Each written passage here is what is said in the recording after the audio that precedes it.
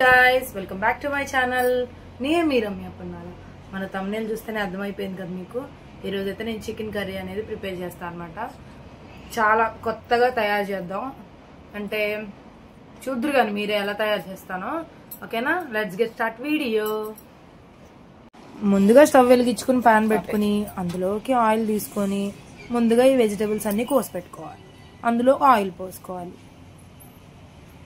పోసుకున్న ఆయిల్ని ఒక 5 minutes పాటు వేడి చేసుకోవాలి. వేడి చేసుకున్న ఆయిల్లోకి ఆనియన్స్ వేసుకోవాలి. అంతే, సింపుల్. పచ్చిమిరపకాయలు కూడా వాటితో పాటు వేసేసుకోవాలి. వేసేసుకున్నాక బాగా మిక్స్ చేసుకోవాలి.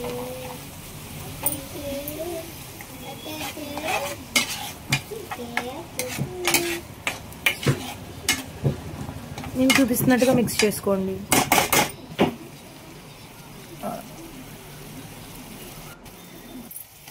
బాగా మిక్స్ చేసేసుకోవాలి. ఇలా కనబడే విధంగా చూసారా ఎలా ఫ్రై చేసుకోవాలో ఆయిల్లో. చిన్న చిన్న ముక్కలు కోసుకోండి, అప్పుడే మనకి రెసిపీ అనేది బాగా వస్తుంది. ఒక 2 టేబుల్ స్పూన్లు మనం ఇంట్లో తయారు చేసి పెట్టుకున్న అల్లం పేస్ట్ వేసుకోవాలి.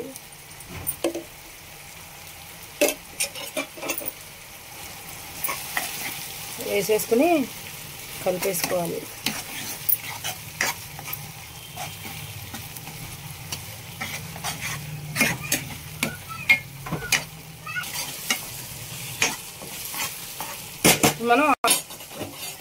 ఇప్పుడు మనం టమాటాస్ వేసేసుకోవాలి.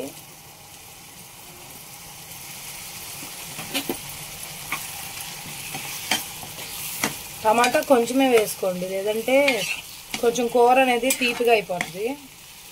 అందుకని కొంచెమే వేసుకోవాలన్నమాట. మనకి తగినంత ఉప్పు వేసేసుకుని మూత పెట్టుకోవాలన్నమాట. మగ్గడానికి తొందరగా మగ్గుతాయి.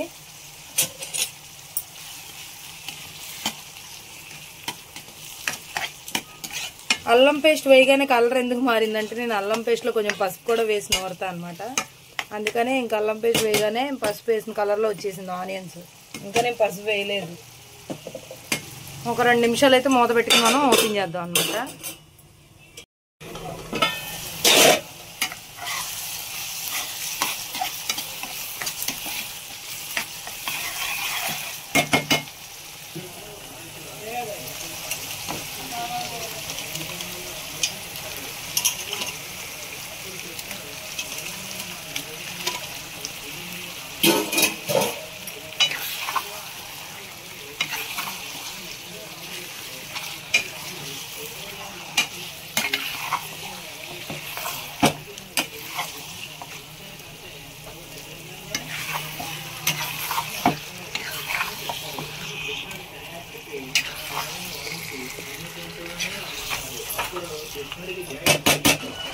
సౌండ్ తర్వాత కారం ఎవరి టేస్ట్ తగినంత వాళ్ళు వేసుకోవాలి. నేనైతే 3 టేబుల్ స్పూన్లు వేసుకుంటున్నాను. మేము కొంచెం కారం ఎక్కువ తింటాం కానీ. తర్వాత ధనియాల పౌడరు, తర్వాత కొంచెం గరం మసాలా వేసుకుంటే మనకి ఫ్లేవర్ అనేది ఆ ముక్కలకు బాగా పట్టి టేస్ట్ అనేది ఇస్తుంది అనమాట. అందుకని మనం అన్ని మసాలాలు వేసుకోవాలి. ఈ మసాలా వచ్చి మిరియాలు, జీలకర్ర అనమాట. దీన్ని దంచేసుకుని కచ్చాపచ్చాగా దంచేసేసుకుని వేసేసుకోవాలి. కొంచెం ఘాటు కోసం జీలకర్ర ఏమో మనకు అరగడం కోసం వేసుకోవాలి. అప్పుడు తిన్నా సరే మనకి గ్యాస్ ప్రాబ్లం అలాంటివి రాకుండా ఉంటాయి.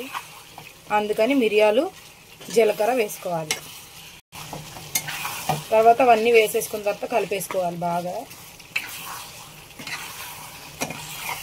గుజ్జు చూసారా?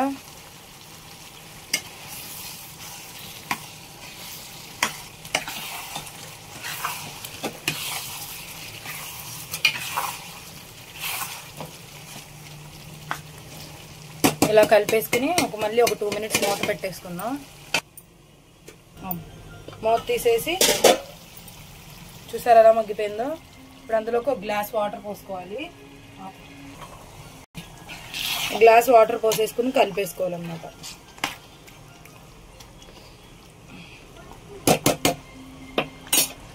కరివేపాకు, తరిగి పెట్టుకున్న కొత్తిమీర వేసేసుకుని ఒక్క 5 మినిట్స్ పాటు మూత పెట్టేసుకుంటే మన చికెన్ కర్రీ అనేది రెడీ అయిపోతుంది అన్నమాట. మన అద్దరిపోయి చికెన్ రెసిపీ అయితే రెడీ అయిపోయింది. దీన్ని ఇంకా భోజనంలో సర్వ్ చేసుకుని తినేయడమే. ఇంకా వేడి వేడి అన్నంలో ఈ కర్రీ వేసుకుని తింటే అద్దరిపోద్ది. ఎక్కడా స్కిప్ చేయకుండా ఇలా ట్రై చేసి చేయడం నేను చెప్పినట్టు అద్దరిపోద్ది టేస్ట్. ఇంకెందుకు, ట్రై చేసినట్టయితే కింద కామెంట్ చేసి సబ్స్క్రైబ్ చేసుకోండి వీడియోని. Bye bye.